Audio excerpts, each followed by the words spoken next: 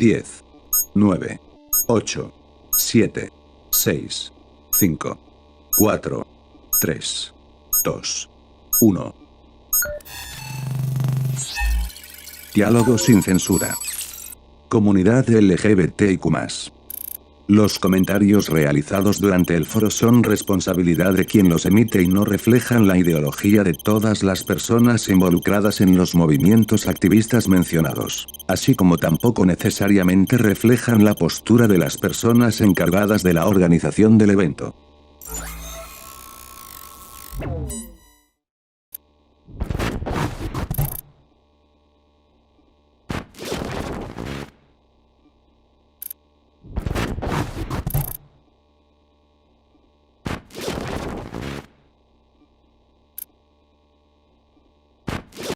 Quiero empezar con la primera pregunta, que sería, ¿cuál es la diferencia entre orientación sexual, identidad de género y expresión de género? No sé si alguno de ustedes quiera comenzar. No sé si alguien más quiera, bueno, puedo ir yo como que diciendo algo en general y ya si alguien quiere alimentar de ahí de donde parto yo, estaría muy bien. Para mí se me hace súper importante partir de 6 conceptos principales que son el sexo, el género, la identidad de género, la expresión de género, la orientación sexual y la atracción romántica. Entonces me voy a ir en ese orden. El sexo biológico es justamente pues lo biológico, lo que vienen siendo los genitales, las hormonas, los cromosomas. Usualmente lo vemos de una manera súper binaria como hombre-mujer, que eso no es, sino es vulva y pene, cromosomas XX y XY, pero tenemos que recordar que también existen personas intersexuales que varían entre estas cosas biológicas, ¿no? Entonces, no todo es blanco y negro, incluso en lo biológico, ¿no? Que es algo que usualmente nos dicen en las clases de anatomía o de biología muy básicas, ¿no? El género viene siendo un constructo social, es algo que la sociedad crea y de ahí parte lo que viene siendo la identidad de género y la expresión de género. La identidad de género es como uno se identifica a sí mismo. Por ejemplo, yo en mi caso soy mujer cis. Hay personas que son trans y es algo completamente válido y no se les tiene que decir absolutamente nada, nada más porque la parte biológica no concuerda con esto, según cómo nosotros construimos esta sociedad, ¿no? Está la expresión de género, que es justamente cómo tú expresas esta identidad. Puede ser masculina, femenina, andrógina, y eso no tiene absolutamente nada que ver con pues la identidad de género, la orientación sexual, que es hacia quién te sientes atraído sexualmente, y la atracción romántica, que es hacia quién tú quieres tener un vínculo amoroso como una pareja, con alguien más, ¿no? O sea, ¿hacia qué género quieres tener esta relación romántica? No sé si alguien quiera aportar un poquito más. Es que traté de decirlo todo muy conciso. No, sí, está súper bien. No sé si alguien más quiera aportar algo. Gabriel, tienes el micrófono desbloqueado. No sé si quieres aportar algo. Pues no, realmente pues aquí la compañera Esmeralda lo dijo todo bastante claro. Es una forma simple de simple, sencilla de ver las cosas, pero yo creo que empezar por lo más sencillo es lo más importante. Ya después, estudiando cada una de estas categorías, puedes ir complejizando cada una de ellas y cada una de las identidades y cómo estas funcionan no de forma individual y de forma completamente independiente una de la otra, sino que conforman un sistema y construyen lo que es la identidad. Pero pues al final de cuentas es lo que dijo la compañera. Si me permiten complementar con las dos aportaciones que se me hacen súper importantes, y creo que tú lo dijiste súper bien, Gabriel, es un sistema. Entender qué hace de una persona la persona es entender todas las partes que le componen. Y en este caso lo podemos ver tal cual como un sistema. O sea, ninguna parte individual va a ser mayor en cuestión de valor que la suma de todo el completo. por eso el sistema. No sé si pueden apreciar en el chat, creo que les subí un archivo para que toda nuestra audiencia lo pueda tener. Es el conocido, la persona de género jengibre. Está en inglés, pero es una herramienta súper visual, súper importante que usamos mucho en nuestro colectivo cuando damos pláticas para demostrar de una manera bien así sencilla y pues para personas visuales como yo, qué son todas estas partes. Explicarlo hacia el aire puede ser un poquito, nos podemos perder. Yo, por ejemplo, o sea, hace poco tenía una conversación con un amigo que es parte de la comunidad que no entendía nada de esto. Y cuando te pones a verlo así parte por parte y empiezas a tú, de alguna manera como hacer el ejercicio de, ok, mi identidad es tal, entonces me construyo de esta manera. Mi atracción es hacia tales personas, entonces me voy construyendo de esta manera. Mi sexo asignado al nacer es tal. Y hacer ese ejercicio primero contigo es muy útil para después poder entender cuando alguien llega y te dice, ah, mira, mi identidad es esta, me atraen estas personas, me alineo o no con mi sexo asignado al nacer, etcétera, etcétera. Y es un ejercicio que les recomiendo mucho que hagan, sea cual sea su identidad, su atracción, su expresión de identidad, que lo hagan primero con ustedes mismos y después les ayudaría mucho pues a entender el diferente espectro de personas que existe dentro de la comunidad. Claro. Ilsa, ¿quieres decir algo? Y yo, bueno, me gusta como complementar más que decir lo que ya se dijo, o sea, yo estoy totalmente de acuerdo. Incluso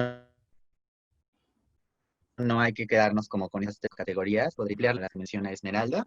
Sin embargo, yo creo que esas tres categorías que forman parte de una pregunta, así como son parte de un modelo, del cual la galletita, creo yo que son categorías que nos llevan a instrumentalizar la sexualidad, ¿no? O sea, esta sexualidad que es, digamos, es como la realidad, que tratamos de capturarla a través de ciertas categorías. Y lo digo así porque cuando vamos como diciendo, a ver, una persona, o sea, estas categorías convergen en un mismo cuerpo o en una misma persona, entonces alguien puede tener una identidad de género femenina, o no binaria, ¿no? O sea, como el género también entendido que es como una dinamita, es como bastante amplio, pero también una orientación sexual, no sé, homosexual, lesbiana, y una expresión totalmente diferente, ¿no? Y entonces eso genera un tipo de sexualidad, ¿no? Entonces por eso hablo de cierta instrumentalización o cierto sistema, ¿no? Que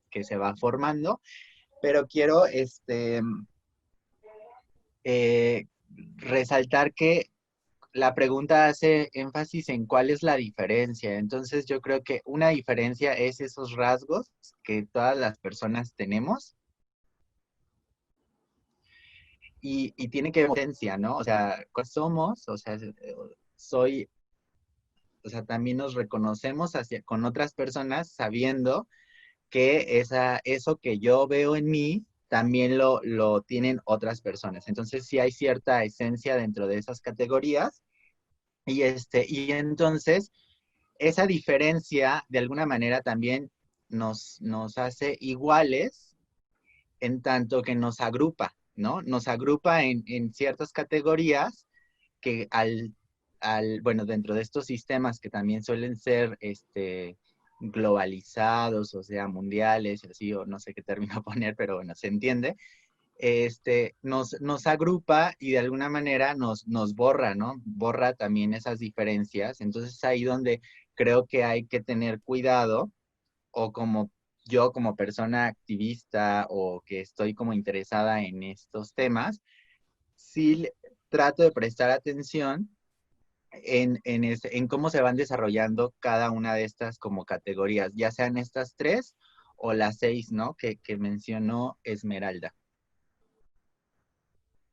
Perfecto. Y construyendo en base a esto, tenemos las siguientes dos preguntas. Empezaré por la siguiente. ¿Cuáles son las diferentes orientaciones sexuales? Se conocen varias, como la pansexualidad, la bisexualidad, la sexualidad, ser demisexual, lesbiana, gay, y hay muchas más. Quiero que expliquen un poco lo que saben de cada una y cómo definirían estas orientaciones sexuales. No sé quién quiera tomar la palabra primero. Bueno, a mí me gustaría empezar por decir que la sexualidad es fluida, no es la misma todo el tiempo y una persona puede cambiar sus gustos, por decirlo de algún modo, a lo largo de su vida, y no porque en este momento yo me identifique como un hombre gay, significa que jamás en la vida voy a poder tener una interacción sexual con una mujer. ¿Para qué nos sirven todas estas etiquetas? Estas etiquetas que se han creado para hablar de gay, lesbiana, bisexual, pansexual, demisexual, arománticos, asexuales, todas estas etiquetas son una forma de posicionarte tú ante la sociedad según tu sexualidad. Entonces, más que realmente una orientación sexual definida, son formas de posicionarnos nosotros mismos en cuanto a nuestra sexualidad y nuestras prácticas. Entonces, por ejemplo, gay, homosexual, la categoría de homosexual serían las personas que sienten atracción sexual y afectiva por personas del género opuesto. Después entran los bisexuales y los pansexuales. En psicología vemos algo que se le llama el paraguas de la bisexualidad, que es cualquiera de las sexualidades que involucran más de un género. Bisexualidad, pansexualidad, y todas las otras que pues no me he aprendido todas las categorías. Después está el paraguas aro, que entrarían las personas arománticas, que no tienen ningún interés emocional o romántico en nadie. Las personas asexuales, que lo que no tienen es interés sexual en nadie. Están las personas demisexuales, que solamente tienen interés sexual cuando ya hay una conexión emocional fuerte. Y todas las demás categorías que la gente va creando para describir su postura ante la sexualidad. Muy bien. ¿Alguien más le gustaría agregar? No sé, a mí me interesaría mucho la postura de Mitch como persona no binaria, porque creo que es algo que no se sabe mucho y es un tema muy interesante. Sí, a mí también me gustaría entender mi postura. Todavía es algo que estoy terminando de definir. Así como mencionas, Gabriel, es algo fluido.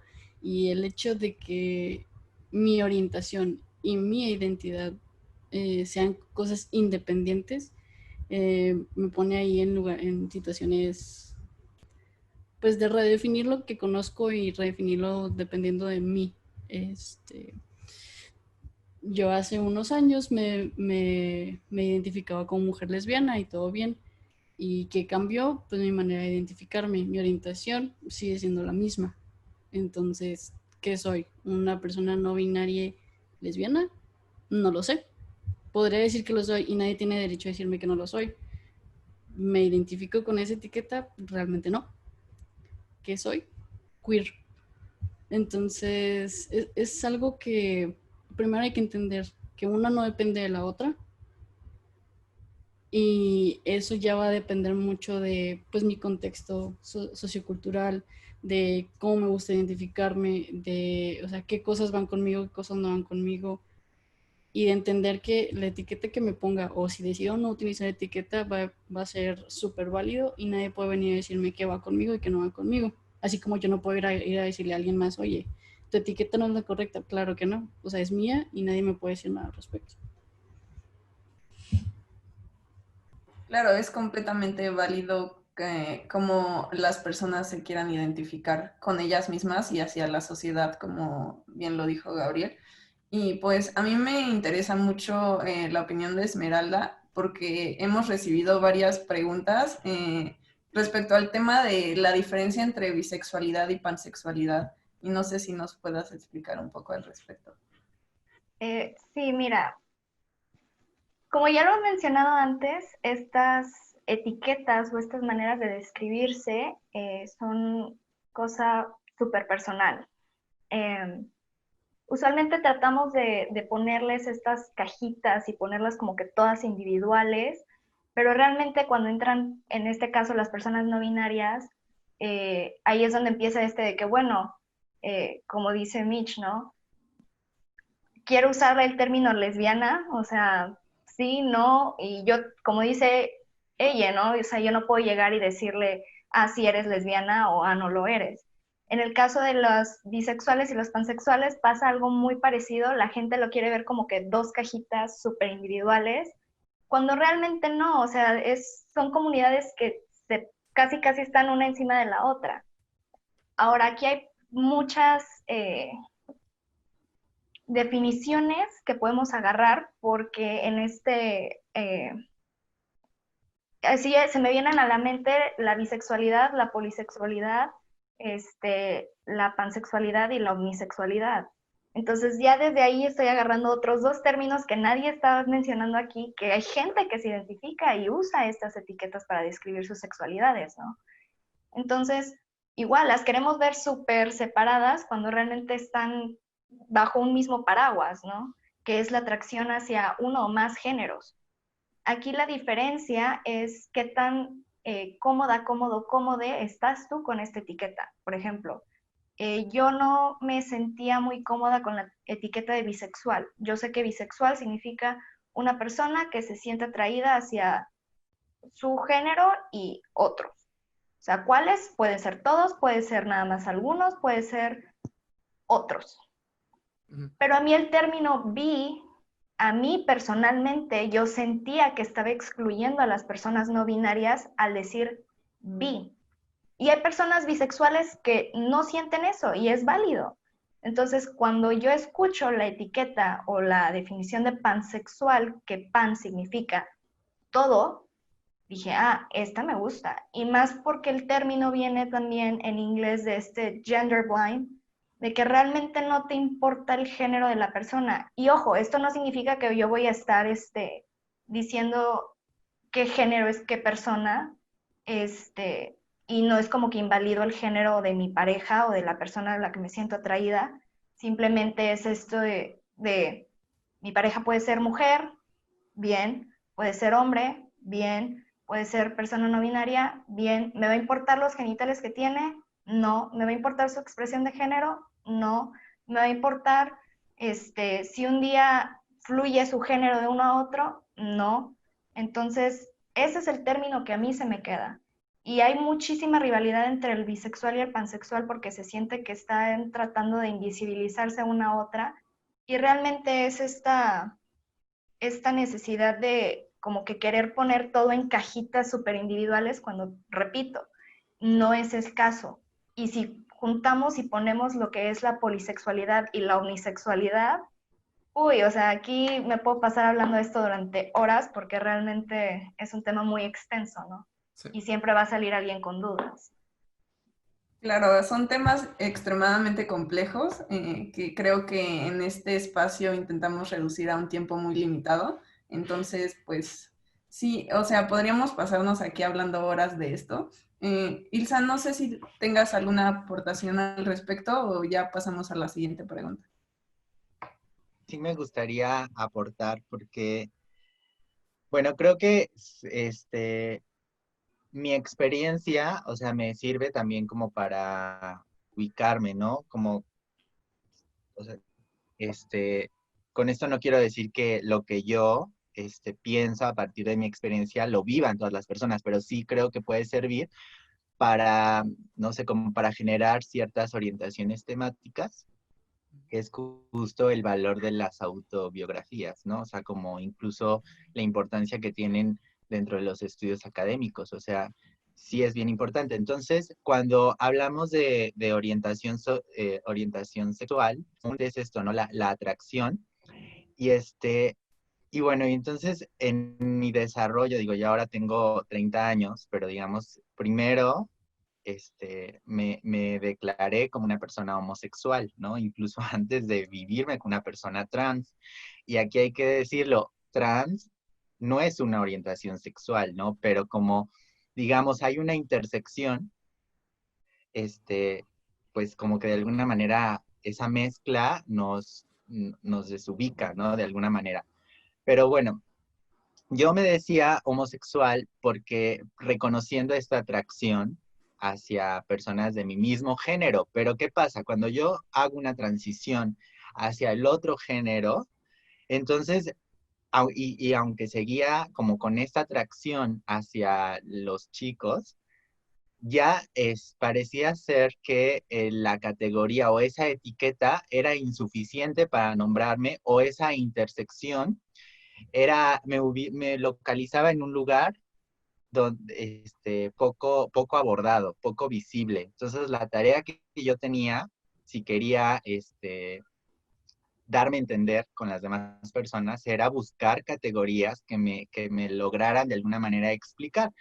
Entonces, algunas categorías que yo empecé a decir es, soy poliamorosa, ¿no? Después yo caí en la cuenta de que, pues sí, podía hacer discurso, pero en la práctica realmente no lo era. O sea, como si quería seguir la categoría como un manual, ¿no? O como un manifiesto, no lo era. Entonces, después caí en la categoría de la sexualidad, porque decidí, prácticamente dentro de esta división sexo-afectiva, decidí, prácticamente no tener relaciones sexuales, o sea, como una cuestión, como un bloqueo, o sea, y eso llegó a mi vida, en una edad como a los 18 años, más o menos, cuando incluso también decidí, iniciar un tratamiento de reemplazo hormonal. Hay que decir que los tratamientos a ese nivel impactan en la libido.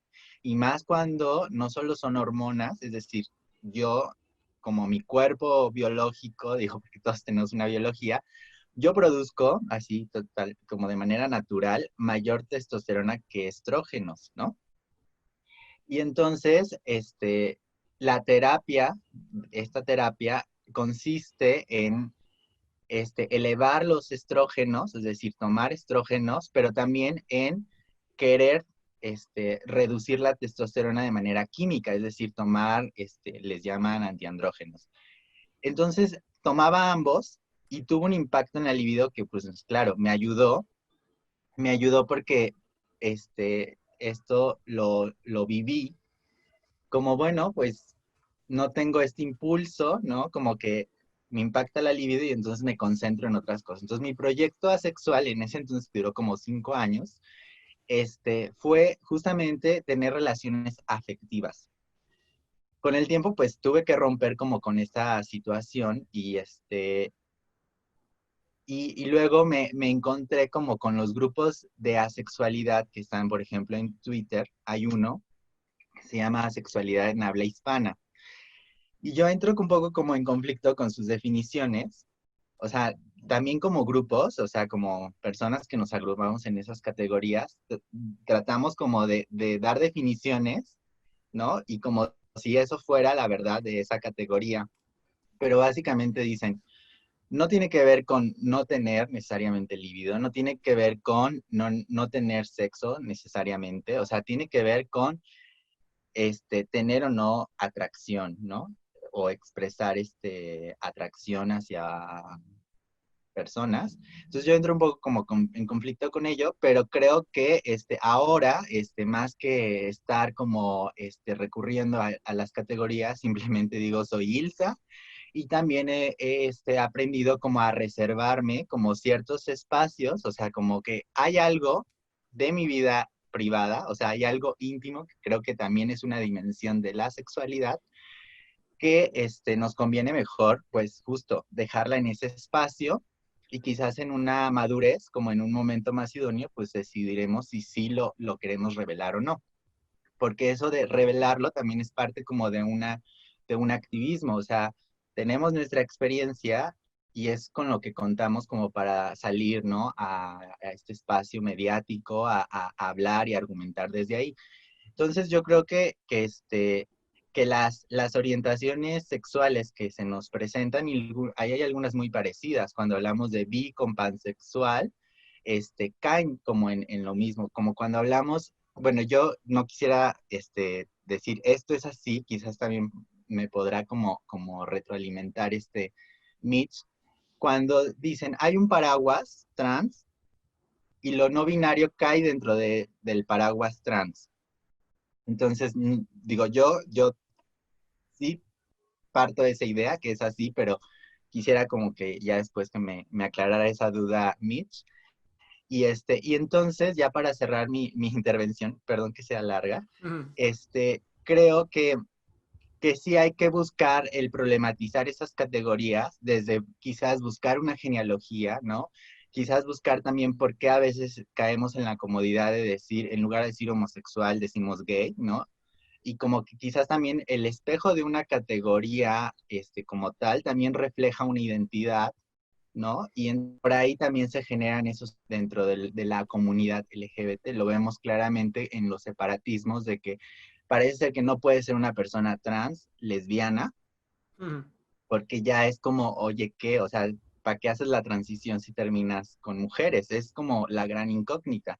Y no Sí. debería ser así, más bien como que creo que estamos ante una... Claro. Mitch, no sé si quieras aprovechar este tiempo para dar respuesta a esa pregunta que lanzó Ilsa y ya para poder pasar al siguiente tema. Sí, sí, aprovecho. Pues, o sea, quiero empezar a contestar esa pregunta diciendo, cuando una persona se hace llamar no binaria, no está seleccionando una identidad específica con ciertos componentes específicos y diciendo yo soy así, así, así, así, y las personas no binarias caen aquí, aquí y aquí. El decir soy no binaria es renunciar al binarismo de lo que es establecido como hombre y establecido como mujer. Y no es decir yo caigo en medio, o sea, el decir no binaria es decir, ok, yo renuncio a los roles de género impuestos hacia los hombres, renuncio a los roles de género impuestos hacia las mujeres, cómo me expreso, cómo me construyo, es algo fuera de eso, está en medio, puede ser que esté en medio, puede ser que esté completamente lejos en otro universo, no sé. Pero es entender que todo es un espectro, es un continuo y es mi experiencia como no binaria es 1000 veces distinta a la de la siguiente persona no binaria, a la de la siguiente persona no binaria, a la de la siguiente persona. No es, es lo mismo, es lo mismo. No es yo quiero encajar en una cajita, simplemente estoy diciendo yo no pertenezco a estos roles de género, yo renuncio a estos roles de género y renuncio al binario. Ujú.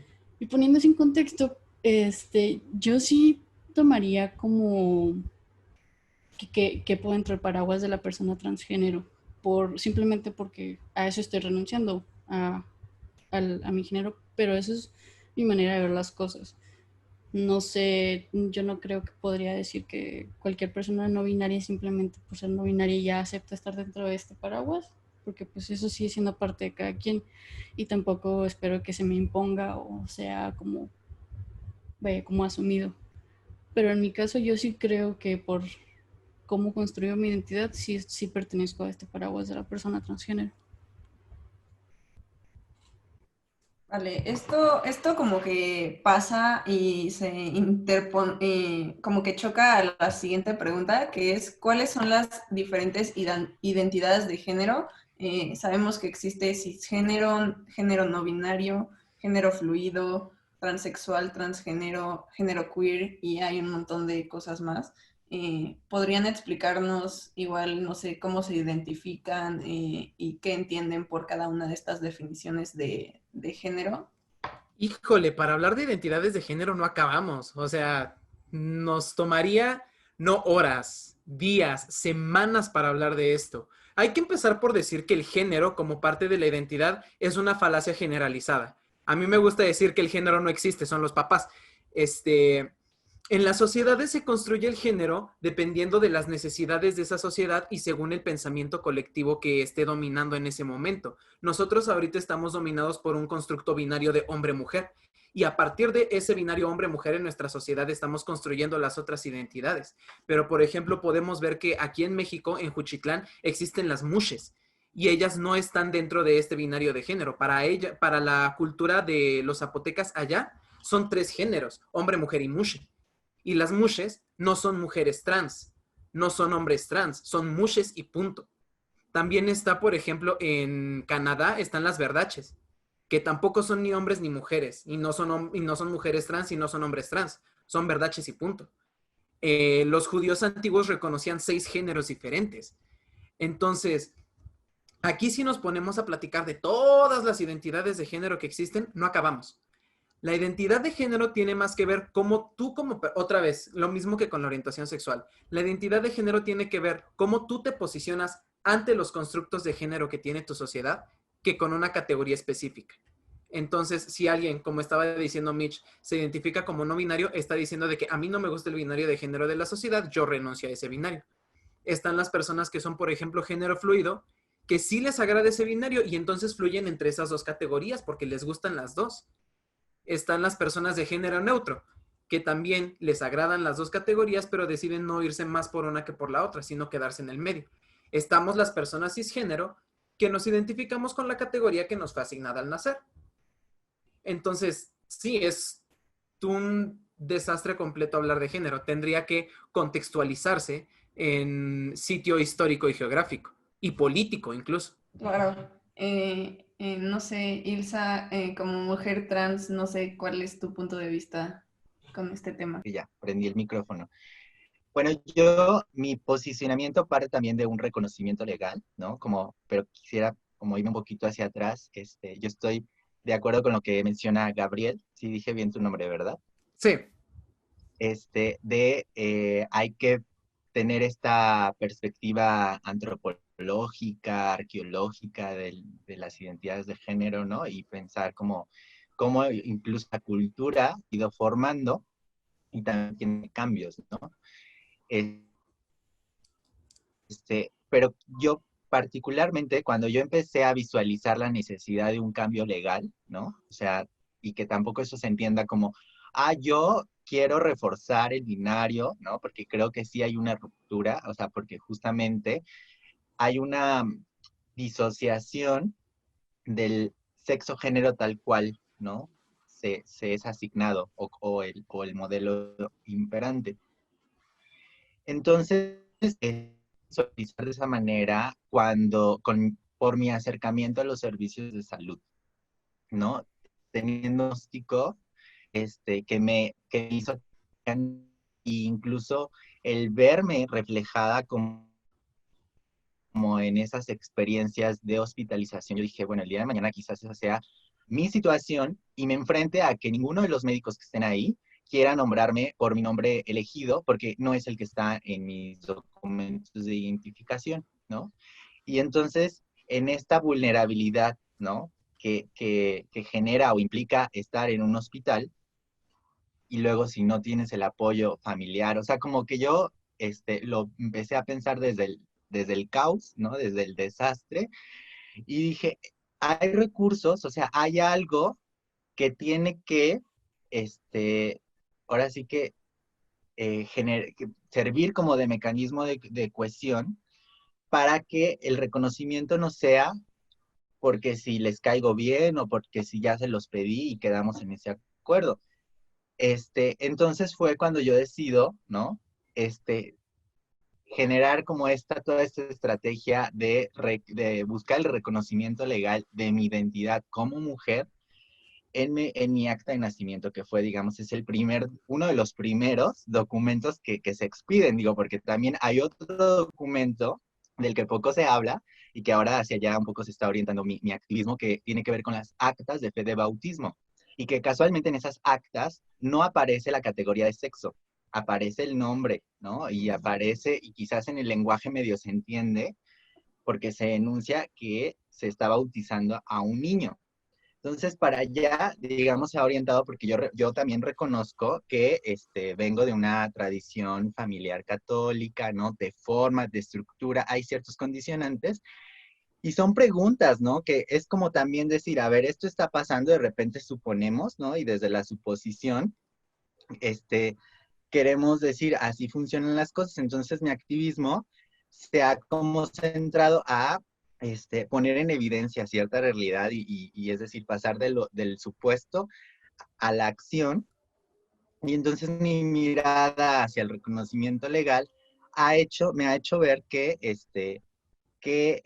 sí está bien, o sea, digamos, un primer escenario es tener el reconocimiento nombre o nuestra identidad en una red social como puede ser Facebook, pero esa facilidad no la tenemos en otros espacios, ¿no? Como las instituciones jurídicas, y creo que con una pregunta que sonaba en uno de los módulos de este gran foro, era de que los cambios, si los cambios se pueden hacer desde adentro, ¿no? Entonces yo creo que ahí es un ejemplo de que el cambio, o sea, sí se genera, incluso genera,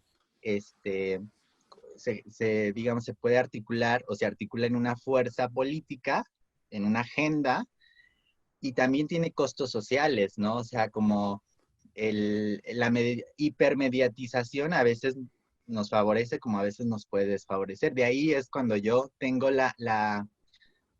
pues, la sensibilidad o la conclusión de que a veces ayuda a visibilizar, ¿no?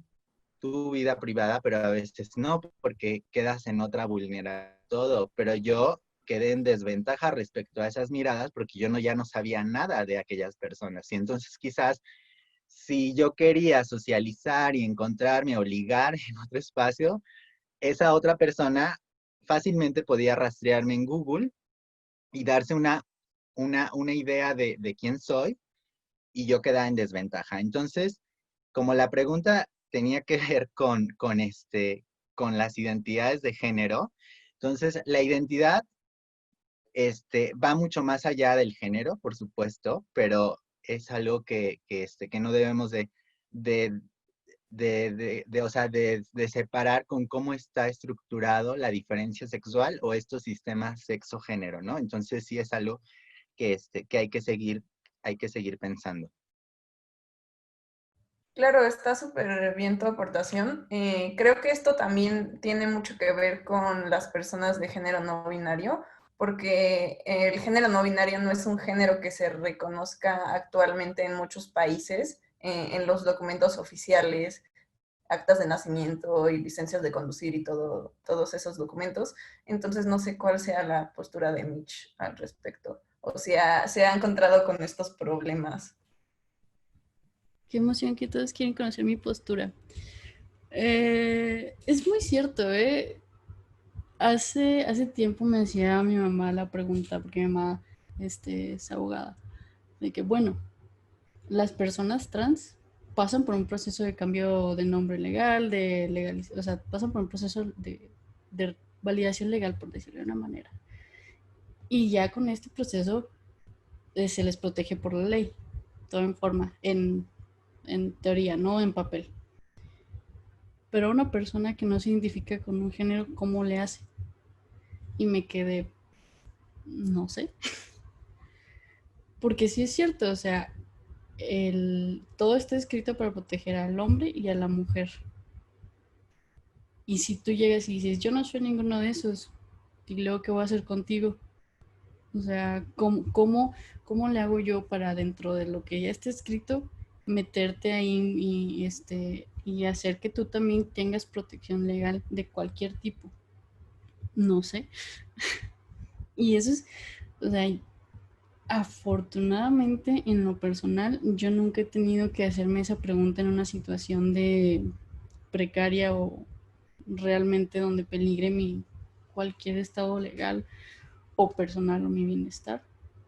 Afortunadamente yo.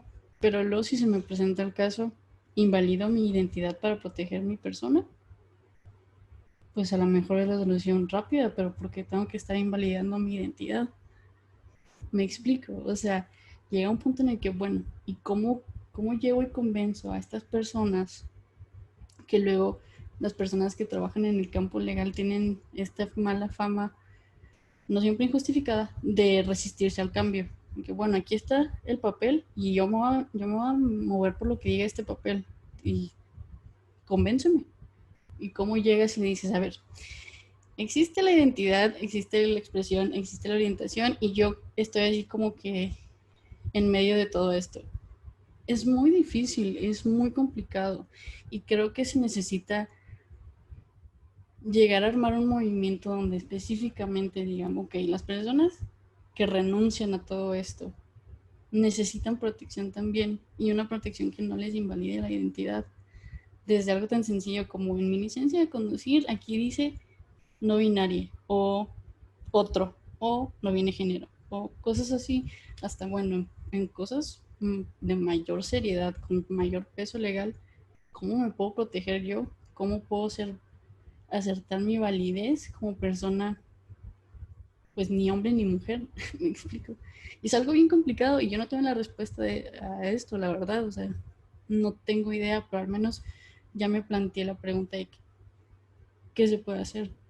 Ya después el siguiente paso es ver qué se puede hacer.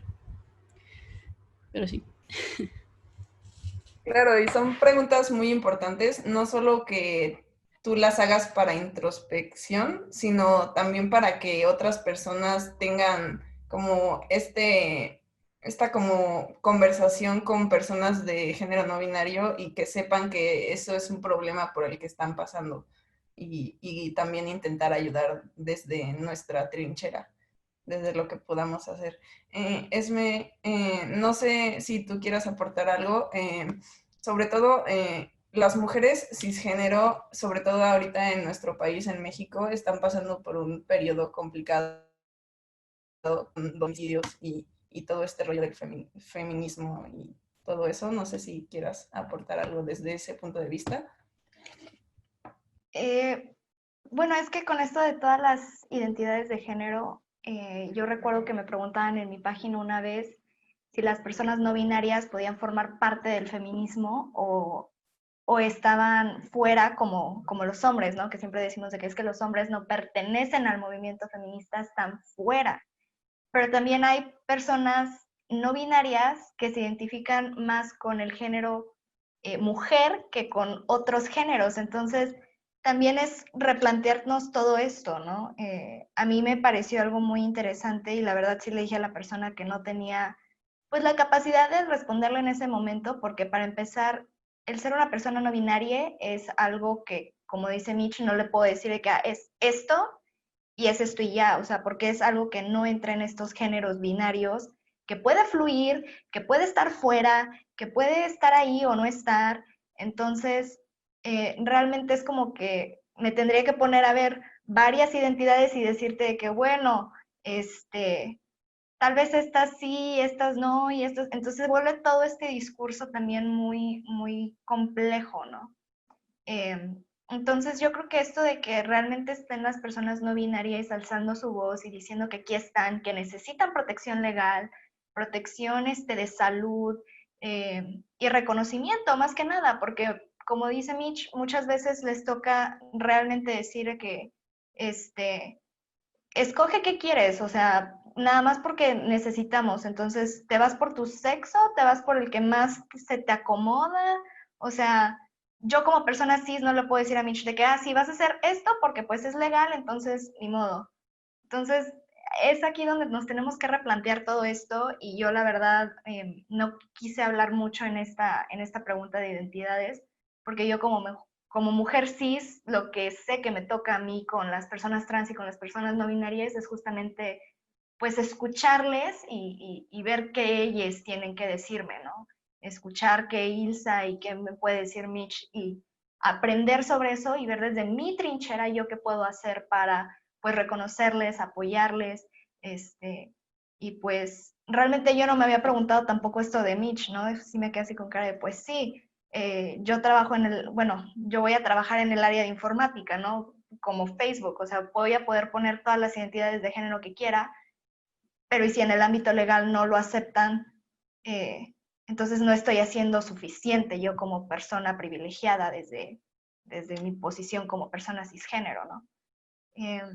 Entonces sí es algo muy, muy interesante todo esto de las identidades, porque pues yo sí caigo en este binarismo, yo sí caigo en este privilegio de ser cis y pues al ser una persona pan, digo, desde ese momento del que yo me asumo como pansexual, yo le quiero dar una voz a las personas no binarias de una manera más visible, no usando este término de bi, ¿no? Entonces, realmente, por eso no aporté mucho en esto, porque realmente yo creo que las personas que más podían aportar en esta pregunta concreta era Ilsa y Mitch, porque pues son las personas que salen de esta heterocisnormatividad, ¿no? Perfecto. Y sobre estas complejidades e interseccionalidades, tuvimos una pregunta que es, ¿las personas bisexuales o pansexuales pueden ser no binarias? Y creo que esto como que entrelaza todas estas cosas de las que hemos estado hablando? Pues mira, realmente no se me hace muy complejo el entender esa parte a mí personalmente, porque el decir bi o el decir pan es que te gusta uno o más géneros. O sea, son dos o más géneros en general. Puede ser el tuyo, puede ser otros, pueden ser todos, puede ser bueno, ninguno ahí sí ya es asexual, ¿verdad? Pero sí, o sea, sin duda, yo tengo amigues que son no binarios, género fluido, genderqueer, a género, que se asumen a sí mismos como bisexuales o pansexuales o polisexuales o bisexuales, y no hay... sé que cuesta comprenderlo, o sea, yo recuerdo a mi yo de 13 años tratando de entender como que qué era cada cosa y cómo se podían ir mezclando, y sí es algo complejo, y para el tiempo que tenemos como que no nos podemos poner a detallar todo así como que súper, súper bien, pero así como que resumiendo todo, sí se pueden asumir como personas bisexuales o pansexuales. Al fin y al cabo es su sexualidad, no hay quien para decirles cuál es la suya, ¿no? O sea, ellos, ellas y ellas son las personas que se van a asumir como tal. Sí, claro, volvemos a esta situación de que estas cuestiones de etiquetas son un posicionamiento personal y nadie puede llegar a invalidar o a definir la identidad de otra persona porque la identidad es una construcción personal. Entonces las personas, no importa tu identidad de género, puedes identificarte con la orientación sexual que a ti más te acomode, como lo que te haga sentir más cómodo. Sí, las personas no binarias pueden identificarse como pansexuales o como bisexuales. No le veo ningún problema. Y es que hay cosas que no tenemos la obligación de entenderlas y no tenemos por qué entenderlas. Solamente nos toca respetarlas. Claro. Justo eso creo que es lo que nos podemos llevar de todas estas preguntas que hemos como ido respondiendo hasta ahora, que son constructos internos que proyectamos hacia la sociedad para que se nos pueda entender de mejor manera, pero no necesariamente, o sea, no es necesario que las demás personas lo entiendan, pero sí nos visibiliza dentro de este colectivo LGBTIQ+. Y bueno, tenemos otra pregunta que es, ¿qué hábitos de higiene sexual deben tener las personas homosexuales? Y esto lo preguntamos porque hay mucha confusión respecto a este tema y creo que es un tema que no se trata en las escuelas, o sea, por lo menos en mi escuela te enseñan de que pene, vagina y vas a tener un bebé y ya. Entonces, eso es lo que se enseña en las escuelas. Sí, me da mucha risa esto que digas de que es como que pene, vagina y uno va dentro del otro punto. Es todo lo que te enseñan en la escuela. Y es súper reduccionista y la sexualidad es muchísimo más amplia que eso y hay muchas cosas que puedes hacer en una interacción sexual además de la penetración. Incluso ya se ha hablado, yo no soy mujer y no puedo hablar desde la experiencia, pero se ha hablado de que la mayoría de las mujeres reciben más placer por medio de la estimulación externa que por medio de la penetración. Y en las escuelas nos convencen de que la interacción sexual es solamente penetración. ¿Cuáles son los hábitos de higiene que tienen que tener las personas homosexuales? Lo mismo que una persona heterosexual. Lávate bien todo aquellito, procura que esté limpio, procura que no tenga cositas raras, procura que no huela feo y con eso tienes. Es como una frase que yo siempre le digo a cualquier persona que me pregunta, aquello no es sucio, nada más es sucio cuando no te lo lavas. Entonces, los hábitos de higiene no son específicos de la sexualidad, son de toda la vida de una persona. Para nosotros los hombres homosexuales, por ejemplo, está la penetración anal, que existen las lavativas anales, que también hay que tener cuidado con eso, porque puedes herir la mucosa interna del esfínter anal, pero pues las mujeres heterosexuales también pueden tener interacciones de penetración anal. Y también las personas trans y las personas no binarias. La higiene sexual es universal, todo mundo se tiene que limpiar todo.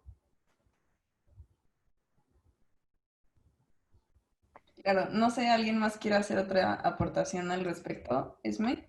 A mí me gustaría hablar un poquito hacia la protección entre mujeres cis que tienen sexo con mujeres cis o personas con vulva que tienen sexo o relaciones sexuales con personas con vulva. Porque se me hace súper chistoso que usualmente sabemos cómo se pueden proteger dos hombres gays cis, pero no sabemos cómo se pueden proteger dos mujeres lesbianas o cis, ¿no? Cuando realmente sí tenemos un poco menos de riesgo, entre comillas, el único riesgo que se quita totalmente es el embarazo, gay. Pero lo que siempre le recomiendo a todo mundo es tener lo de una barrera de protección física y una hormonal. La hormonal, especialmente si eres una persona bisexual, pansexual, o que los genitales son distintos con tu pareja. Porque pues ahí sí puede haber un riesgo de embarazo y eso es otra cosa, ¿no? Porque muchas veces, incluso si son personas trans, por ejemplo, si yo tengo relaciones con una mujer trans, incluso todavía con el tratamiento hormonal, si es que ella decide tenerlo, puede haber algún caso de embarazo. Entonces, realmente es una barrera física y una barrera hormonal, más que nada. Y entre mujeres cis, lo voy a decir así, pero cualquier persona con vulva que tenga sexo con otra persona con vulva, están las dental dams o las láminas de látex. Si no las tienes, no hay excusa. Agarras un condón masculino, le cortas la puntita, literalmente lo que nunca tienes que hacer con una persona con pene, le cortas la puntita, le cortas un extremo y ya te queda una lámina de látex. De hecho, aquí la tengo, pero no lo voy a hacer porque no sé si me dejen y me den autorización. Claro que sí lo puedes hacer, tienes permiso. Mira, tienes el condón, lo abres. Por favor, cuiden el condón, no lo vayan a romper, por Dios. Lo abres, lo sacas y te queda así. Ahora, con unas tijeras, con mucho cuidado, cortas la puntita. Ay. Cuesta porque pues está lubricado, ¿verdad?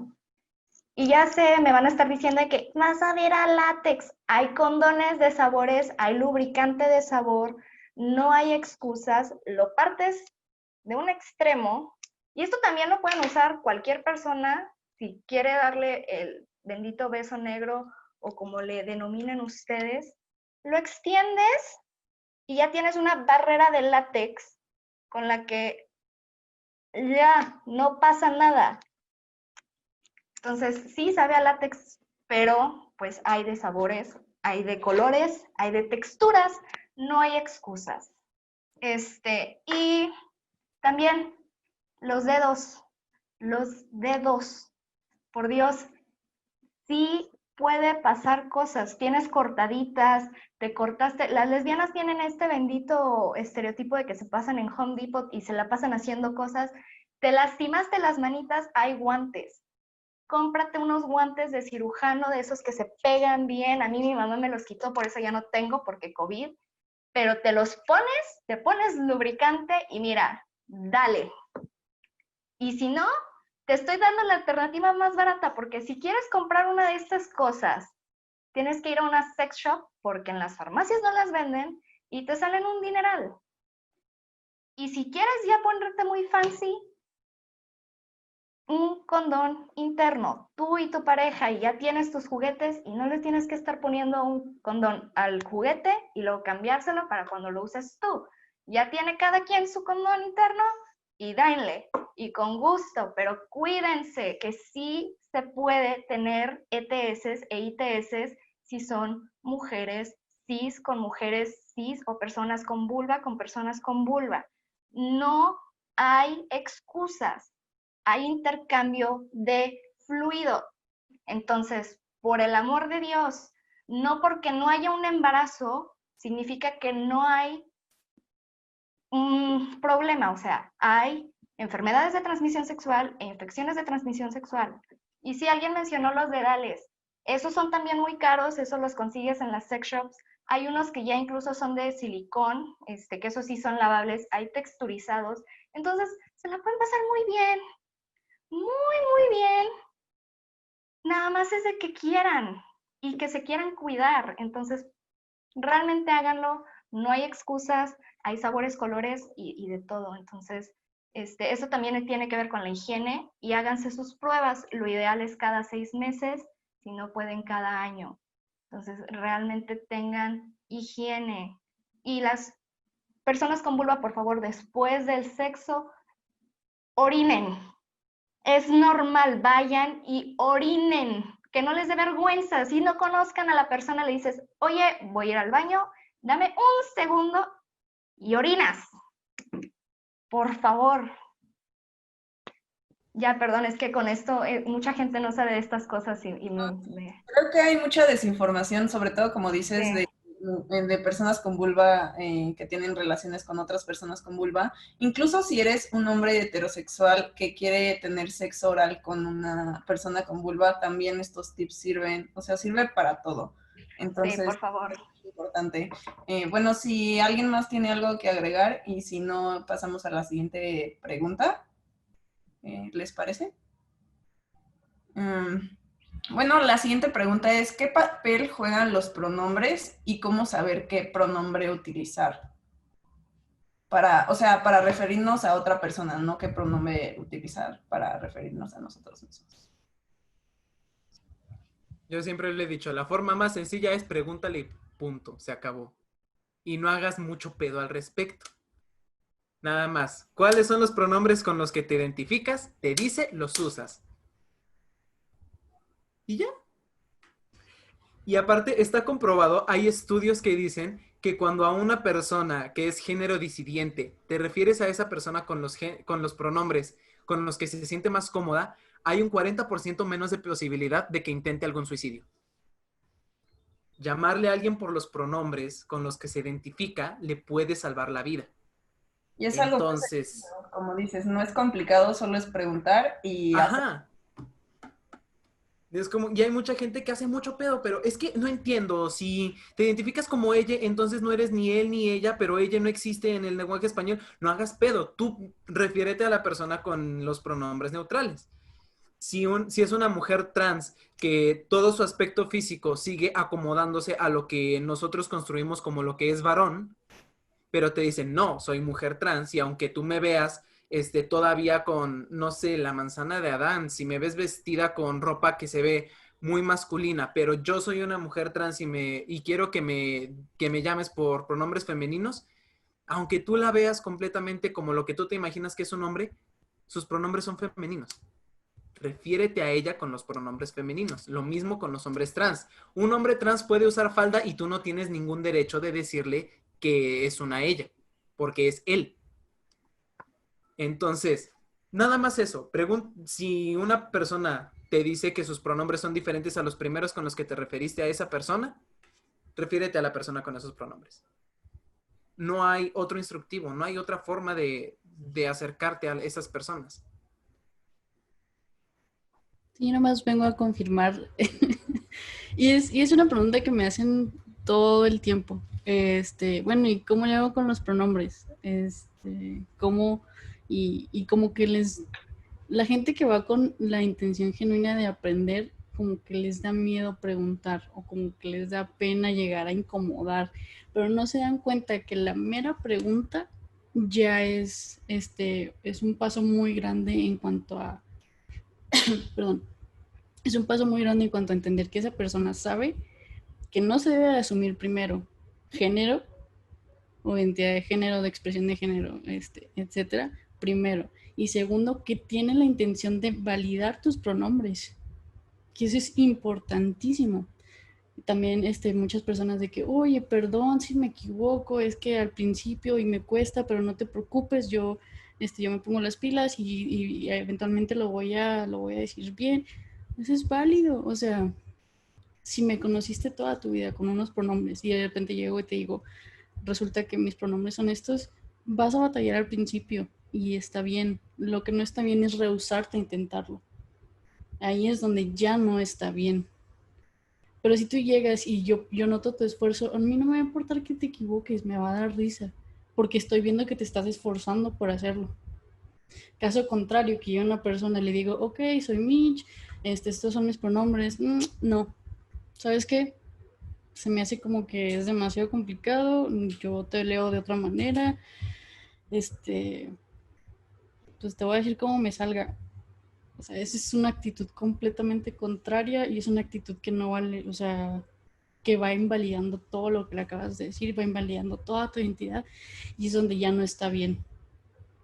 Entonces, a las personas que les da como que penita, lo que sea, no se preocupen. O sea, ya en la intención de preguntar ya es un paso muy grande y es muy apreciado. Y un tip que les doy siempre es que ellos lleguen presentándose con su nombre y su pronombre y luego pregunten a la persona. De que, hola, soy Juan, uso pronombres masculinos. ¿Tú? Ah, no, yo soy Mitch, uso pronombres neutros. Y se acabó.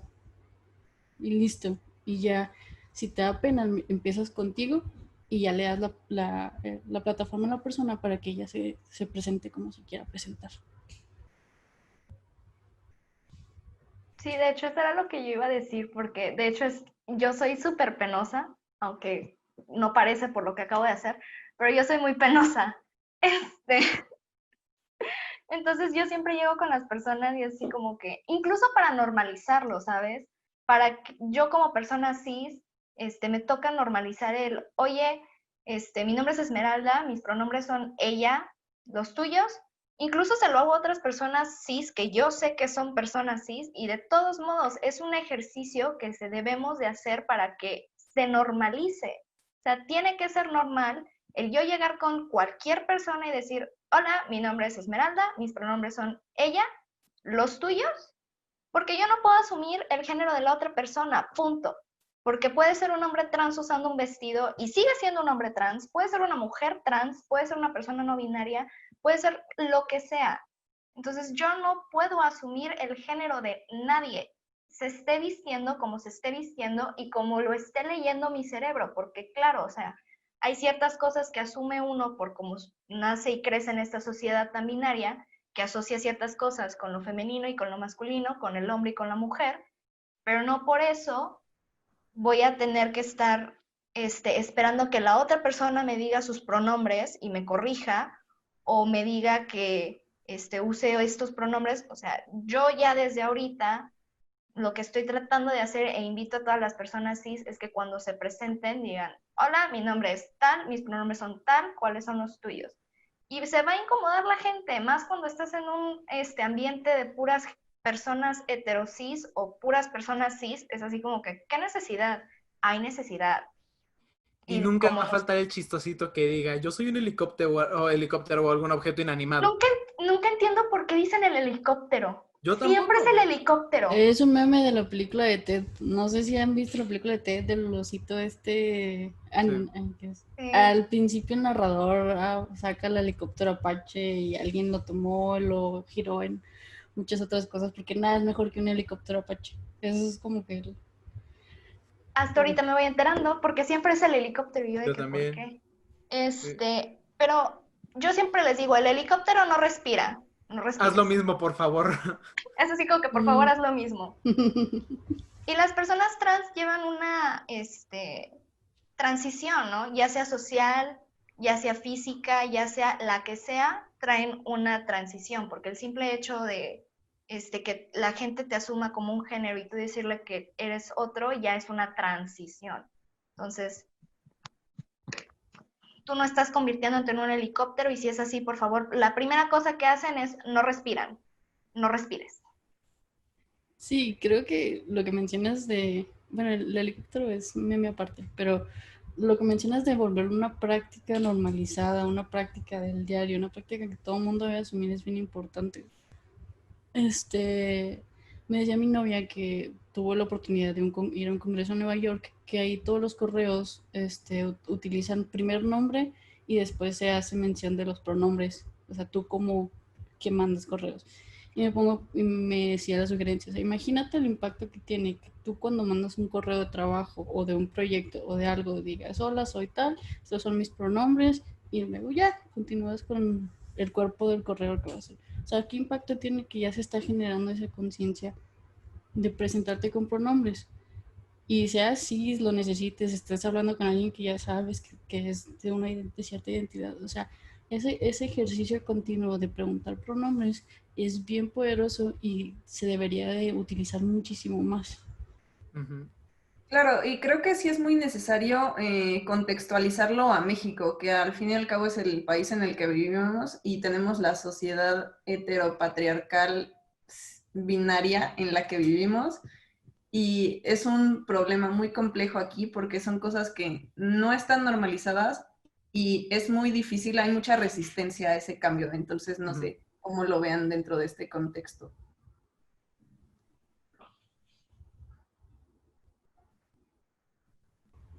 Mira, Mm, ay, bueno, perdón. Dale. no te Tú no sabes. preocupes. Es- no, continúa. Bueno, en mi página yo estoy súper feliz que uno de los posts más compartidos, de hecho, es el de cómo saber qué pronombres usar con alguien. O sea, yo cuando vi que ese era el más compartido y todo, fue así como que, ah, sí.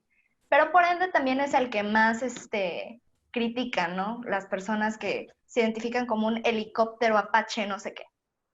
Eh, Honestamente, borro esos comentarios y los siguen poniendo, los bloqueo porque mi página es un espacio seguro y yo no voy a dejar que las personas trans, las mujeres trans y las personas no binarias que me siguen, lean ese tipo de comentarios que son violentos hacia su existencia, hacia su identidad y no los voy a estar aguantando.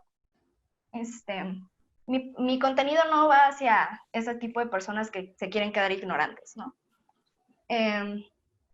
Entonces, esto de que en México es muy complejo y yo lo veo como mujer cis que está tratando de enseñar a otras personas, ¿no? Eh, Uno de los posts que compartí cuando pasó lo de Black Lives Matter, incluso yo lo traduje, ni siquiera es como que yo lo haya de que tal cual hecho, usaba latino, la palabra Latinx de inglés, porque lo traduje del inglés al español, y decidí dejarle la X. Usualmente uso la X porque no traigo mis lentes y la E la confundo con la O y mi autocorrector todavía sigue duro y dale con que le ponga la O y yo no quiero. Entonces uso la X a la hora de escribir. Un montón de comentarios me llegaron de que es que no lo puedo leer y yo así de, ¿cómo que no lo puedes leer? Y y pues ahí la gente que, como se hizo muy famoso ese post, la gente poniéndolo de que, pues nada más cámbiale la letra en tu mente, o sea, que tienes una neurona o no tienes, o cómo te cuesta tanto, ¿sabes? Entonces realmente sí es eh, esta lucha constante de realmente traer, tratar de visibilizar esto. Y tratar de hacerlo de una manera respetuosa. Si había gente que de plano sí era así como que, oye, es que no entiendo por qué estás usando la X o por qué estás usando la E, ya me metí a ver tu página, no sé qué. Entonces ya les explicas, ¿no? Entonces ya ellos también dicen, ah, o sea, esto existe, lo voy a empezar a aplicar. O ya no voy a estar asumiendo los pronombres de las personas nada más porque sí. Pero sí, o sea, México es un país súper machista, súper misógino, súper, o sea, el patriarcado está súper impuesto aquí, entonces hay mucha gente que se rehúsa a este cambio y se excusan con que la RAE no lo acepta o se excusan con que es que no existe. eh, entonces ya también algo que yo les digo es, bueno, en inglés they, them ya son pronombres y ya son pronombres para una persona en singular. ¿Cómo lo vamos a traducir? O sea, el idioma global es el inglés. Ahora, ¿cómo lo vamos a traducir? Porque no es un él, no es un ella. Entonces, es este cuestionamiento y es esto, o sea, es muy complejo, pero son pequeños pasitos que hay que ir dando y darle voz a las personas, pues, que viven estas cosas, ¿no? O sea, yo no puedo estar hablando por las personas trans ni por las personas no binarias. Eh, Claro. lo que puedo hacer es crear este tipo de espacios para darles voz. Pero, y contar mi experiencia desde mi trinchera. Isa, ¿querías decir algo? Vi que levantaste la mano. Sí, porque, a ver, yo creo que el potencial de estas apropiaciones culturales o estas prácticas que se ponen en uso desde los activismos no binarios, ¿no? Porque desde ahí yo es donde ubico estas propuestas de los pronombres. Me parecen bien interesantes, pero también verlos con una mirada, pues, crítica, donde realmente revisemos si la apropiación que se está haciendo está generando un cambio, digamos, en el contexto mexicano, que es donde estamos paradas y parados. Porque a mí me parece más disruptivo, o sea, seguir esa lógica bueno, en el idioma español no está el ella o persona sin género dentro dentro de las terceras personas, ¿no? De los pronombres. Pero a lo mejor en otros idiomas que también son parte de la cultura mexicana, no sé, a ver, ahorita no los recuerdo, pero sí, hay otros idiomas que luego a veces los nombramos como dialectos, ¿no? Pero no lo son. Sería interesante revisarlos y ver, o digo, si se hablaba de que en Oaxaca, en este contexto de mushes, se reconoce lo que ubicamos como un tercer género o sexo, es como, ¿qué pronombres hay ahí, no? Es como una pregunta que, digo, ahorita no tengo la respuesta, pero son interrogantes que yo me genero, que quizás es como, es llevar a pensar nuestra cultura mexicana, ¿no? Y poder hacer rescatar o hacer estas apropiaciones desde ahí, porque yo estoy de acuerdo de que la RAI va a decir que estamos haciendo un mal uso del idioma, pero quizás con el tiempo esos usos terminen convirtiéndose en tecnicismos, ¿no? En tecnicismos de un movimiento que, bueno, a lo mejor considera la RAI incluirlos, ¿no? Ya no como un tecnicismo, sino como un uso cotidiano, pero a mí me gustaría más que se incluyera como un uso cotidiano esa apropiación, no que se hace del inglés, ¿no? Sino que se haga de un idioma de los que conforman las lenguas aquí en México. Y también creo que hay palabras dentro del idioma español que sirven para nombrar ambos géneros, ¿no? Que están como localizadas como sustantivos epícenos. Y entonces también creo que ese es un espacio, un área de oportunidad para el movimiento no binario. O sea, el decir no binario de entrada me suena como negar el binario, pero creo que ese no es su potencial, sino su potencial es en todo caso ser incluyente. Y es ahí donde veo otra área de oportunidad. Y como veo que el tiempo ya se nos va y quisiera nada más retomar otra de las palabritas de las preguntas que tiene que ver con la importancia de autonombrarse, porque creo que ese es un derecho, ¿no? Que está reconocido, el derecho a la autodeterminación, que es bastante amplio. Entonces, pensar que esa es una posibilidad y que hoy en día, o sea, dentro de las reformas que se han hecho a la Constitución, es que ya no solo México es un estado laico, ¿no? Según estas reformas al artículo 40, sino es una república laica donde hay una gran diferencia y tiene que ver donde prácticamente esta república, ya no, o sea, para lograr cierta neutralidad, tiene que jugar un papel de árbitro, ¿no? Y tiene que favorecer a aquellos grupos o aquellas situaciones donde históricamente se vive pues, digamos, desde la periferia, de ciertos márgenes, ¿no? Como para llegar a que todas y todos vivamos como ciertas condiciones de igualdad. Entonces creo que este es un tema relevante para una agenda que está posicionado, digamos, desde esta visión de república laica, donde todas y todos cabemos. Gracias. No, gracias a ti por la aportación. Pues respecto al tiempo, creo que podemos darnos la libertad de alargarlo un poco porque ya no tenemos otra plática después de esto, entonces no se preocupen tanto por eso.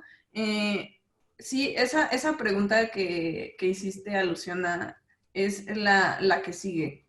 ¿Cuál es la importancia de autodenominarse de alguna forma Y como la contraparte de esto es, deberían abolirse las etiquetas, que es algo que nos preguntaron varias veces.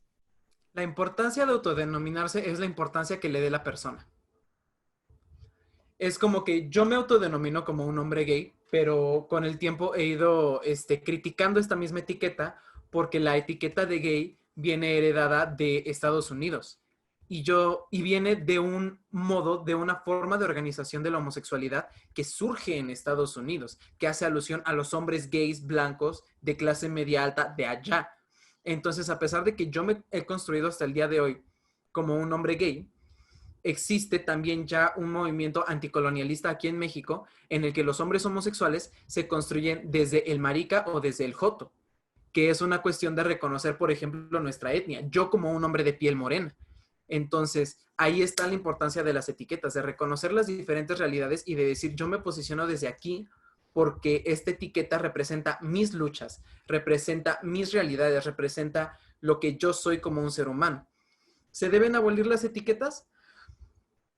Se deben abolir las etiquetas en el momento en el que todos vivamos en igualdad. Antes de eso necesitamos las etiquetas para poder posicionarnos políticamente. Sí, estoy de acuerdo. Y también ver, o sea, que por algo están esas etiquetas, o sea, más allá de cómo nos vea la sociedad es dentro de ti, ¿cuál de esas te ayuda a descubrir quién eres?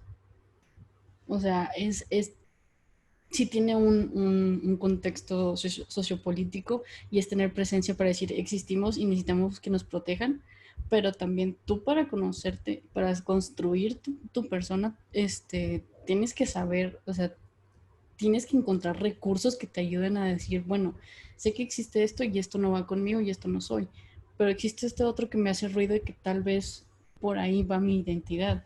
Y es un recurso muy, muy utilizado por cualquier persona que entra a la comunidad no entendiendo, o sea, para personas, pequeñas personas, 13, 14, 15 años, que apenas están entendiendo que hay algo más allá de persona heterosexual cisgénero, las etiquetas te sirven para poder saber, o sea, si estás alineado o alineada a lo que te han impuesto o no, y si no lo estás, bueno, ¿con qué te alineas? A mí en lo personal, el conocer, el escuchar la etiqueta del no binario, pues como que me abrió, me abrió una ventana a decir, bueno, sí hay, existe la opción de renunciar a los roles de género, existe la opción de renunciar al género en general. No es algo así como que si renuncias a este rol de género vas a dejar de existir como persona o no, o sea, es algo aparte, es independiente, puedes renunciar a eso y puedes construir de mil maneras diferentes. Pero eso lo conocí hasta que encontré la etiqueta no binaria. Y creo que ahí radica la importancia de las etiquetas desde la persona. Sí tendrán consecuencias más grandes en un ambiente sociopolítico, claro, porque el etiquetar y describir ayuda a decir, mira, aquí estamos, somos estos grupos, ahorita nos están vulnerando porque no nos reconocen existencia y necesitamos que nos protejan. Pero hasta ahí, ni se debe utilizar para yo agredir, ni para decirte que eres o que no eres. Y estoy de acuerdo, las etiquetas deben dejar de existir cuando realmente ya no haya necesidad de ellas, pero este no es el momento. Lo que yo siempre he dicho es que lo malo no son las etiquetas que describen, lo malo son las etiquetas que dan valor. Entonces, lo único malo de una etiqueta es decir que una etiqueta tiene más valor que la otra. Lo demás es perfectamente válido. De acuerdo. Yo también estoy de acuerdo. Ustedes han dicho mucho que se pueden abolir cuando todos estemos como en el mismo plano, pero ¿qué tanto eso es un concepto al que podemos llegar o una realidad a la que podemos llegar como sociedad? Porque creo que sí vale la pena pensar en eso. Pues es que mira, hubo un tiempo en el que la sexualidad no había necesidad de generar etiquetas porque se reconocía que una persona va a tener sexo con quien se le antoje.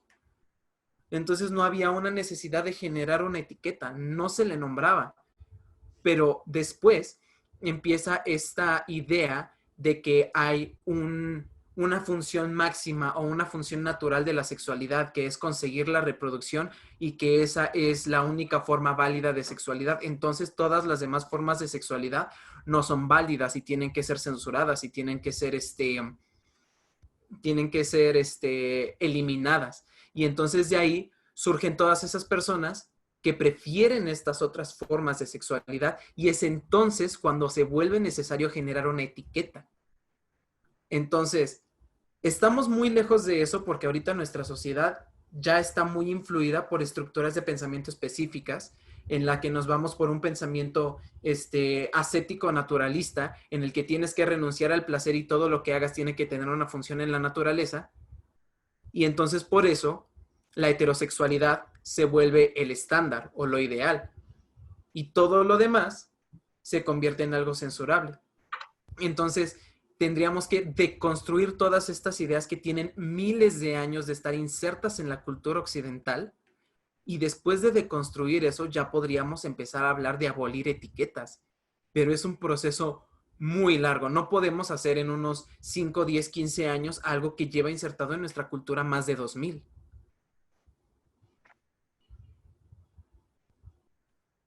Sí, bueno, yo le hice una pregunta así a un amigo trans hace como 3, 4 años, cuando estaba como que ya adentrándome más al feminismo y viendo que pues hay ramas del feminismo que quieren buscar la abolición del género, ¿no? Y yo le preguntaba que él como chico trans, cómo se sentía. Y me gustaría como que parafrasear un poquito lo que me dijo él en ese entonces, porque también aplica para pues las orientaciones sexuales. Y es, mira, el dinero es un constructo social. Nosotros le dimos a un papelito el valor de 100, 200 pesos, y así hemos crecido con eso. Antes era el intercambiar cosas, ahora es el dinero tal cual. La gente, por regiones, usa el dinero según su país. México es el peso mexicano, Estados Unidos el dólar, Canadá el dólar canadiense, el euro, los yenes. Nadie llega y le dice a Japón, oye Japón, ¿por qué estás usando yenes? Usa pesos mexicanos. Yo uso pesos mexicanos. Ese es mi constructo social. En mi país usamos pesos mexicanos. ¿Por qué estás usando yenes? Y es esto, o sea, es un constructo social, sí, más o menos cada cultura lo entiende de una manera diferente, pero al fin y al cabo sigue siendo dinero, ¿no? Y el dinero no se va a ir. El género, como decimos, lo ideal es que no tendría que haber estas diferencias en el sentido de todas, todos, todes deberíamos de ser tratadas de la misma manera, ser respetadas de la misma manera, tener los mismos derechos y que realmente tengamos el mismo valor frente a nuestras instituciones, hacia nuestros gobiernos, hacia la sociedad en general. El problema no es el constructo social tal cual. El problema es la sociedad que está llevando estos constructos sociales y cómo les ponemos un valor. Ajá, entonces, este vale 100 pesos, este vale 200, y si así nos ponemos con las personas, estamos mal. Entonces, hay muchísimos constructos sociales que los vemos súper normalizados. Entonces, cuando nos dicen el género, para nosotros es así como que, pero es que como el género es un constructo social. El dinero es un constructo social. Los días de la semana son un constructo social. El tiempo es un constructo. O sea, hay un montón de cosas que son constructos sociales y que son necesarias. Para organizarnos. Para organizarnos, para tener cierto orden, para todo esto. El problema no es que existan, el problema es cómo utilizamos estos constructos sociales y qué valor les estamos dando. Entonces, cuando tú le das un valor mayor a un hombre hetero, cis, blanco, europeo, que a una mujer trans indígena de México, ahí está el problema del constructo social, porque esta barrera de género no debería de existir. las identidades se pueden respetar porque para muchísimas personas trans es súper necesario que se les reconozca sus identidades y que se les validen. Y ese no es el problema es que digamos, estas sí, estas no, o estas valen menos. Ujú. Y 100% de acuerdo.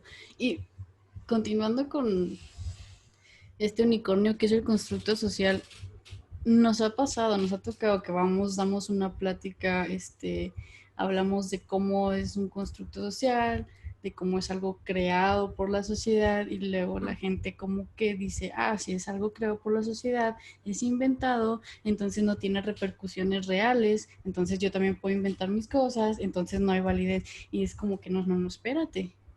O sea, vamos a dar unos cuantos pasos atrás. El que sea un constructo social no le quita impacto, En la realidad. no le quita validez a lo que genera, sobre todo a los grupos en situación vulnerable.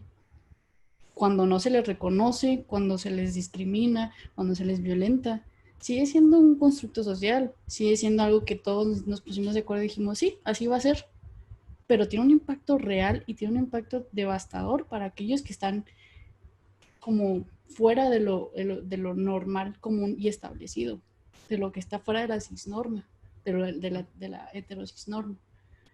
Es entender que el hecho de que sea un constructo social, primero, está abierto a cambio.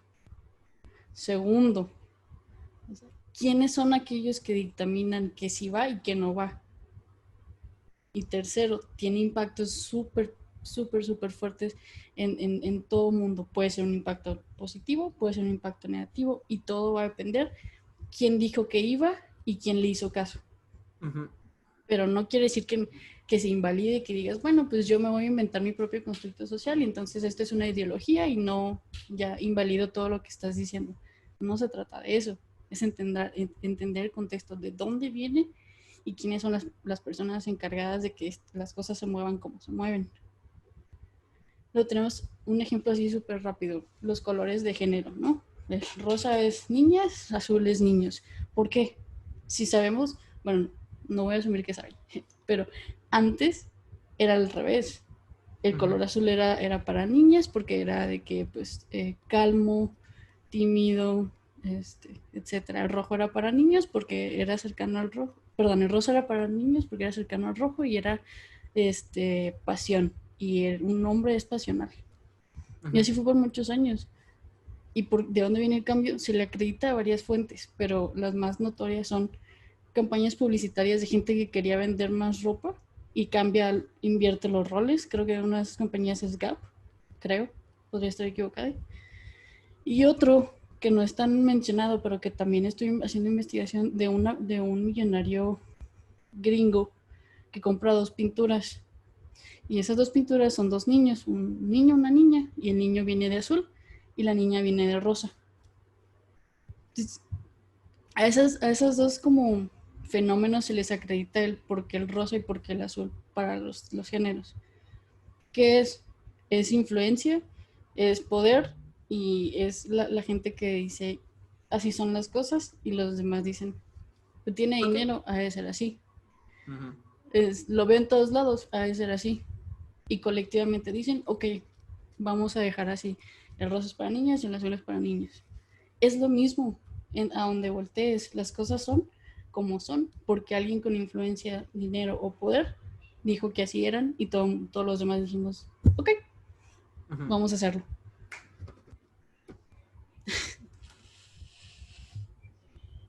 Creo que todo lo que dicen es súper interesante y no me gustaría como cortar el flujo de la conversación, pero ya se me está pidiendo que cierre esta maravillosa conversación. Entonces, pero no lo quiero cerrar así con esto, sino que quiero lanzarles la última pregunta y creo que es una que se hace mucho y que es muy importante, que es, ¿por qué sienten la necesidad de tener un mes del orgullo LGBTIQ+? Mucha gente, sobre todo heterosexual, dice que, ay, ¿por qué yo no tengo un orgullo heterosexual un mes? Y así, entonces es un tema muy controversial y me gustaría como cerrar con este tema. Pues mira, desde mi punto de vista, yo no me siento orgulloso de que soy un hombre homosexual porque no tuve que esforzarme para hacerlo. O sea, no es un logro que a mí me gusten los hombres. No es un logro que yo vea a Henry Cavill y se me doblen las rodillas. Eso no es un logro, o sea, simplemente es algo que pasa, que está en mí, está en mi naturaleza. De lo que me siento orgulloso es de tener el valor de ser yo mismo en una sociedad que me exige que no exista. Eso es de lo que estoy orgulloso. Y esta sociedad exige de un modo tan fuerte que yo no exista, que esta sociedad es capaz de violentarme y violentar mis derechos solamente para que yo no exista, para que yo no sea gay, para que yo no sea homosexual. Por eso necesitamos un mes del orgullo. Empieza con la situación de que nos han obligado a avergonzarnos de lo que somos. Entonces ahora como respuesta te digo, no me voy a avergonzar de lo que soy. Me siento orgulloso de lo que soy a pesar de que tú no quieres que yo exista. Eso es lo que hay detrás del mes del orgullo. Claro, y cuando preguntan de que por qué no tienen su mes, cuando sea ilegal que se casen entre personas heterosexuales o que se les niegue y llegue una mujer cis y yo la trate de él porque se me pega la bendita gana, porque invalido su género, porque invalido su existencia, porque le digo que se va a ir al infierno o le meto miedo con la religión, sea la que sea, o vaya a la cárcel o le golpeen a él y a ella porque iban agarradas las personas de la mano. Cuando pase todo eso, ay sí, o sea, ármate de valor, tal, demuestra ese cariño que tienes por la otra persona, y lucha por tus derechos. A nosotros no nos han regalado derechos, hemos tenido que luchar para tenerlos y nos hemos tenido que enfrentar durante o sea, yo ahorita estoy bien, pero también es porque mi expresión de género es más femenina, porque ahorita no tengo una novia, entonces no me violentan si salgo a la calle. Bueno, sí se podría porque COVID. Entonces, realmente yo estoy aquí y yo le estoy demostrando a las otras personas que son como yo que existimos y resistimos, porque antes de mí hubo muchas personas que perdieron la vida tratando de luchar porque yo hoy pueda salir a la calle con mi novia de la mano y tal vez no nos golpeen. Y si nos golpean o nos violentan, pueda tener una denuncia y que ellos puedan ir a la cárcel y no yo. Y luego también está la situación de que estabas diciendo que hemos tenido que luchar por los derechos y ahí es en donde estamos también generando una realidad discursiva diciendo que hay personas que no tienen derechos y tienen que luchar para tenerlos. No, por el simple hecho de haber nacido humano ya tienes derechos. Los derechos ya los tienes. Lo que estamos haciendo nosotros es exigir que esos derechos se hagan valer. Porque los derechos los tenemos y son nuestros. Claro. Ahora lo que tenemos que hacer es luchar para que se respeten esos derechos. Sí, no estamos pidiendo derechos especiales, estamos pidiendo que se nos respeten los derechos que ya tenemos, como dices. O sea, no estamos aquí de que, por favor, no me dame un privilegio. Sí, o sea, tengo derecho a tener una familia, sea con un hombre, con una mujer, con una persona no binaria. Tengo derecho a tener una familia si así lo decido yo. Claro. Perdón por interrumpir, pero creo que Ilsa quería decir algo. Bueno, sí, como tomar mi turno de participación para esta ronda de respuestas. Yo muy sencillito, la necesidad que yo siento de tener un mes del orgullo es como mantener viva esa herencia y ese espíritu de salir a manifestarme. Porque como ya han dicho, no es de ahora, ya tienen varios años, ¿no? O sea, en México, sería el 41, 42 marcha. Y entonces esto está vivo y además también, como lo han dicho, a alguien se le ocurrió y alguien ejerce ese rol de opresor, pues socialmente, pues nacimos ya habiendo una sociedad, ¿no? Y habiendo una organización y entonces por eso algunos autores hablan de que el género por sí mismo es violento o que hay una violencia primaria, ¿no? De la cual nadie se escapa, que tiene que ver como con el desarrollo de nuestras infancias, ¿no? Y como, porque pues somos totalmente vulnerables y se nos educa de alguna manera, ¿no? Y entonces ahí también hay una herencia, y quizás esta otra herencia a la que me estoy refiriendo es una que no nos están heredando propiamente nuestros familiares, sino justamente aquellas personas que también se han agrupado dentro de estas categorías, ¿no? Y por eso creo que también es necesario, sí, sentir la necesidad de un mes del orgullo, pero de un mes del orgullo como hemos venido algunos grupos diciendo, un mes del orgullo crítico, donde podamos recuperar esa esencia de protesta, de reivindicar, de que no solamente sea cooptado, ¿no? por el mercado rosa, pero también de repente otra pregunta me nace de eso, o sea, ¿cómo conciliamos estos dos escenarios? Porque para mí la marcha del año pasado, o sea, la del 2019 de la Ciudad de México, para mí realmente fue un festival donde había música, muchos carros alegóricos, y entonces eso también pues se aplaude, pero queda un poco invisibilizado, bueno, demasiado invisibilizado el sentido de las marchas. Entonces yo creo que la necesidad que yo veo aún es esa necesidad de poder darle ese sentido de salimos a las calles porque nos organizamos así en grupitos y porque estamos diciendo esto todavía nos falta, porque estamos haciendo una denuncia y no porque solo estamos diciendo, oye, qué bonito es ser quien soy, y ahora sí como que agradezco y celebro. O sea, como que son dos momentos que de alguna manera como que nos quieren vender en un mismo, y con esa tarea yo me voy, ¿no? Como seguir, para mí como socióloga y como persona activista, como persona trans, siempre creo que va a ser el poner como la problemática, como poner la cosquillita de algo nos está faltando, ¿no? O sea, como un poco desde mi neurosis, pero agradecerles el espacio, y pues gracias a todos también por la escucha. Yo nada más quiero agregar ahí, también hay que tener muy en cuenta de dónde viene nuestro movimiento, o sea, de dónde parte. No empezó siendo una fiesta, no empezó siendo un desfile con música, o sea, se peleó, hubo una revuelta, estuvieron arrestos, violencias, golpes, y de ahí se dio una serie de protestas, creo que duraron semanas después del día del inicio, donde se estaba pidiendo que ya por favor se les dejara reunirse a las personas de la comunidad, se les dejara existir en paz en espacios que eran de comunidad.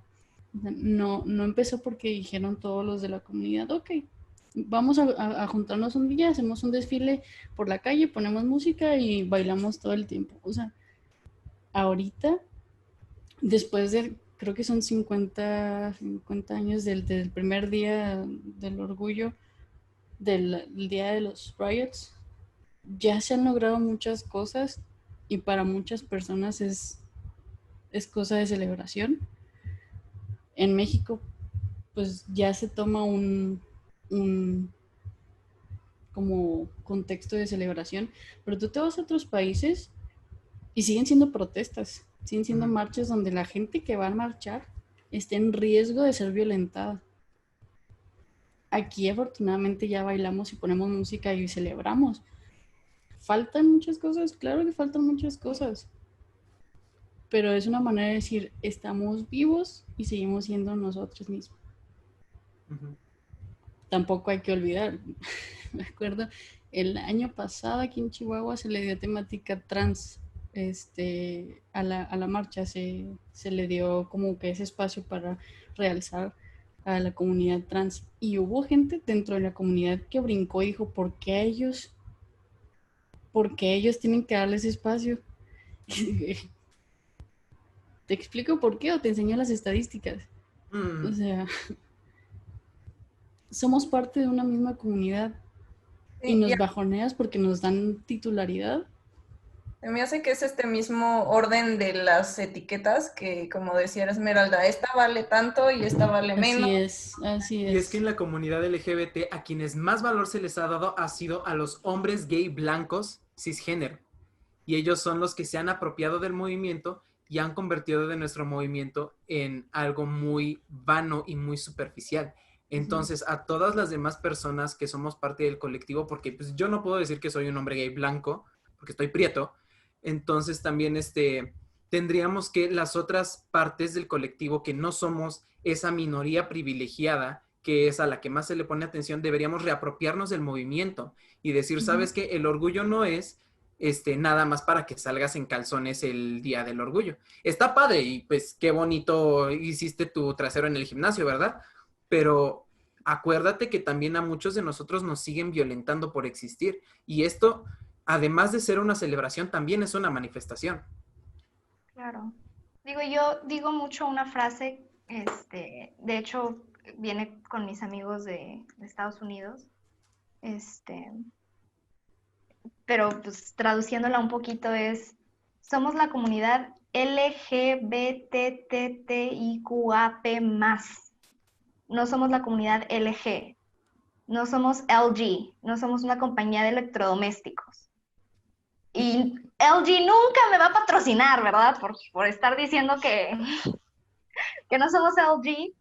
Pero sí, o sea, visiblemente lo que más está son los hombres gays y las mujeres lesbianas, que bueno, también eso está como que en debate porque son súper sexualizadas y por eso son más aceptadas, cuando pues realmente nada más es puro morbo de los hombres hetero, cis. Pero bueno, vamos a alargar mucho esta plática si nos metemos a eso, ¿verdad? Pero lo que voy es, entre las más privilegiadas es la L y la G, ¿no? O sea, las primeras dos. Ya todas las demás es así como que, pues, las personas trans, pues, existen, pero son como que estos unicornios místicos que creen que nunca los vas a topar en ningún lado. La comunidad bisexual nada más está como que viendo cuando sale del closet bien, porque pues les da miedo asumirse a ellas mismos como lesbianas o gays, ¿no? Y pues todas las demás letras ni siquiera existen. Entonces realmente es visibilizar, ¿no? Y si una comunidad como la trans, que es tan vulnerable en un país como México, México se está peleando así con todas las ganas del mundo de ser el número 1 en violencias hacia las personas trans, ¿no? O sea, Brasil y México en Latinoamérica están así de, yo necesito ese primer lugar, porque ya saben, México llevándose los primeros lugares en las mejores cosas del mundo. Eso. Entonces realmente es darle visibilidad a estas otras letras que están siendo violentadas de una manera impresionante. Entonces, como comunidad, realmente no nos tenemos que estar peleando entre nosotros, es al contrario, de unirnos, o sea, nos tenemos que unir, tenemos que ser una sola comunidad, y a veces no vamos a entender completamente todo lo que, o sea, yo nunca voy a entender qué es ser una mujer trans, pero si la mujer trans necesita su espacio, su lugar, y que esté alzando la voz y desde mi trinchera haga mi lugar, la tengo que hacer yo como persona de la comunidad y como persona cis. Porque si no, no va a funcionar. 2 mujeres trans empezaron el movimiento en Estados Unidos y gracias a eso todo el mundo empezó con las revueltas.